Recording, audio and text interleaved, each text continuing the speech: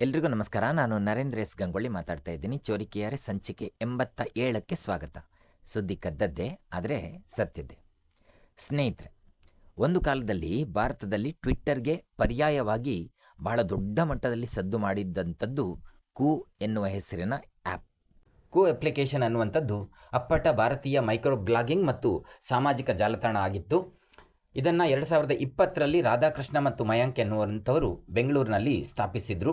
ಇದು ಕನ್ನಡ, ಹಿಂದಿ, ತೆಲುಗು ಸೇರಿದಂತೆ ಅನೇಕ ಭಾರತೀಯ ಸ್ಥಳೀಯ ಭಾಷೆಗಳನ್ನು ಬೆಂಬಲಿಸ್ತಿತ್ತು ಕೂಡ. ಆದರೆ ಇದು ಜುಲೈ 2024ರಲ್ಲಿ ಶಾಶ್ವತವಾಗಿ ಸ್ಥಗಿತಗೊಂಡಿತು. ಭಾರತೀಯ ಭಾಷೆಗಳಿಗೆ ಹೆಚ್ಚಿನ ಆದ್ಯತೆ ನೀಡಿದ್ದು ದೇಶೀಯ ಸಾಮಾಜಿಕ ಜಾಲತಾಣ ಎಂಬ ಕಾರಣಕ್ಕೆ ಕೂ ಬಗ್ಗೆ ಬಹಳ ದೊಡ್ಡ ನಿರೀಕ್ಷೆ ಇಟ್ಟುಕೊಳ್ಳಲಾಗಿತ್ತು. ಆದರೆ ಕೆಲವೇ ವರ್ಷಗಳಲ್ಲಿ ಈ ಆ್ಯಪ್ ತನ್ನ ಸೇವೆಯನ್ನು ಸ್ಥಗಿತಗೊಳಿಸಬೇಕಾಗಿ ಬಂದಿತ್ತು. ಹಾಗಾದರೆ ಕೂ ಅನ್ನುವ ಆ್ಯಪ್ ಯಾಕೆ ವಿಫಲ ಆಯಿತು ಅಂತ ಕೇಳಿದರೆ, ChatGPT ನೀಡಿದಂಥ ಉತ್ತರ ಹೀಗಿದೆ. ಮೊದಲ ಕಾರಣ ಆದಾಯದ ಕೊರತೆ. ಕೂಗೆ ಬಳಕೆದಾರರು ಬಂದರೂ ಕೂಡ ಅವರನ್ನು ಸಾಕಷ್ಟು ಆದಾಯವಾಗಿ ಪರಿವರ್ತಿಸಲಿಕ್ಕೆ ಸಾಧ್ಯವಾಗಲಿಲ್ಲ.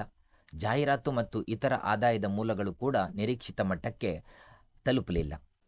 ಎರಡನೇ ಕಾರಣ ಟ್ವಿಟ್ಟರ್ ಅಂದರೆ ಈಗಿನ ಎಕ್ಸ್, ಅದರ ಜೊತೆಗಿನ ಸ್ಪರ್ಧೆ. ಸಾಮಾಜಿಕ ಜಾಲತಾಣದಲ್ಲಿ ಈಗಾಗಲೇ ದೊಡ್ಡ ಬಳಕೆದಾರರ ನೆಲೆಯನ್ನು ಹೊಂದಿದ್ದ ಟ್ವಿಟ್ಟರನ್ನು ಬಿಟ್ಟು ಸಂಪೂರ್ಣವಾಗಿ ಕೂಗೆ ಬರುವಂತೆ ಜನರನ್ನು ಮನವೊಲಿಸಲಿಕ್ಕೆ ಸಾಧ್ಯ ಆಗಲಿಲ್ಲ. ಮೂರನೇ ಕಾರಣ ಅಂತಂದರೆ ಬಳಕೆದಾರರ ಬೆಳವಣಿಗೆಯ ಸಮಸ್ಯೆ. ಆರಂಭದಲ್ಲಿ ಕೂ ವೇಗವಾಗಿ ಜನಪ್ರಿಯ ಆದರೂ ಕೂಡ ಆ ಬೆಳವಣಿಗೆಯನ್ನು ದೀರ್ಘಕಾಲ ಮುಂದುವರಿಸಲಿಕ್ಕೆ ಅದಕ್ಕೆ ಸಾಧ್ಯ ಆಗಲಿಲ್ಲ. ಇನ್ನು ನಾಲ್ಕನೇ ಕಾರಣ ಕೇಳಿದರೆ ಹೂಡಿಕೆಯ ಕೊರತೆ. ಅಂದರೆ ಸ್ಟಾರ್ಟಪ್ಗಳಿಗೆ ನಿರಂತರವಾಗಿ ಹೊಸ ಹೂಡಿಕೆ ಅನ್ನುವಂಥದ್ದು ಅಗತ್ಯ ಇರ್ತದೆ. ಆದರೆ ಕೂಗೆ ಮುಂದಿನ ಹಂತದ ಫಂಡಿಂಗ್ ಪಡೆಯೋದು ಬಹಳ ಕಷ್ಟ ಆಯಿತು. ಇದರಿಂದ ಕಂಪನಿಯ ಹಣಕಾಸಿನ ಒತ್ತಡ ಕೂಡ ಮತ್ತಷ್ಟು ಜಾಸ್ತಿ ಆಯಿತು.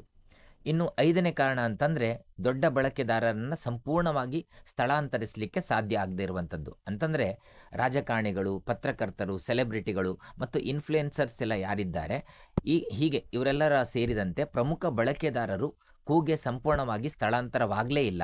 ಹೀಗಾಗಿ ಅಂದರೆ ಅವರು ಈ ಕಡೆ ಹೆಚ್ಚು ಮುಖ ಮಾಡಲಿಲ್ಲ. ಹೀಗಾಗಿ ದೊಡ್ಡ ಮಟ್ಟದ ಸಂಭಾಷಣೆ ಮತ್ತು ಎಂಗೇಜ್ಮೆಂಟ್ ಮತ್ತು ರೀಚ್ನೆಸ್ ಸಾಧ್ಯ ಆಗಲಿಲ್ಲ. ಕೊನೆಗೆ ವೆಚ್ಚ ಕಡಿತದ ಅನಿವಾರ್ಯತೆ ಕೂಡ ಉಂಟಾಯಿತು. ಅಂದರೆ ಹಣಕಾಸಿನ ಸಮಸ್ಯೆಗಳಿಂದ ಉದ್ಯೋಗಿಗಳ ಸಂಖ್ಯೆಯನ್ನು ಕಡಿಮೆ ಮಾಡಬೇಕಾಯಿತು. ಅಂತಿಮವಾಗಿ ಕಂಪನಿಯ ಕಾರ್ಯಾಚರಣೆ ಮುಂದುವರಿಸುವುದೇ ಕಷ್ಟವಾಯಿತು. ಒಟ್ಟಾರೆಯಾಗಿ ಕೂ ವಿಫಲವಾಗಲಿಕ್ಕೆ ಒಂದೇ ಒಂದು ಕಾರಣ ಅಂತೇನಿರಲಿಲ್ಲ. ಆದಾಯದ ಕೊರತೆ, ನಿಧಾನವಾದ ಬಳಕೆದಾರರ ಬೆಳವಣಿಗೆ, ತೀವ್ರ ಸ್ಪರ್ಧೆ ಮತ್ತು ಹೊಸ ಹೂಡಿಕೆ ಪಡೆಯುವಲ್ಲಿ ಎದುರಾದ ಸಮಸ್ಯೆಗಳು, ಈ ಎಲ್ಲವೂ ಸೇರಿ ಕೂ ಅನ್ನುವಂತಹ ಒಂದು ಅದ್ಭುತವಾದ ಆ್ಯಪ್ನ ಪಯಣವನ್ನು ಅಂತ್ಯಗೊಳಿಸಿತು. ಕೊನೆಗೆ ಒಂದು ದೊಡ್ಡ ಪ್ರಶ್ನೆ ಮಾತ್ರ ಉಳಿತಾ ಇದೆ. ಭಾರತದ ಸ್ವಂತ ಸಾಮಾಜಿಕ ಜಾಲತಾಣಕ್ಕೆ ಭವಿಷ್ಯದಲ್ಲಿ ಮತ್ತೆ ಅವಕಾಶ ಸಿಗಬಹುದಾ ಎನ್ನುವಂಥದ್ದು ಉತ್ತರ ಕಾಲವೇ ನೀಡಬೇಕು. ನಾಳೆ ಇನ್ನೊಂದು ಇಂಟ್ರೆಸ್ಟಿಂಗ್ ಸಂಗತಿಯೊಂದಿಗೆ ಸಿಗ್ತೀನಿ. ಧನ್ಯವಾದಗಳು. Thank you.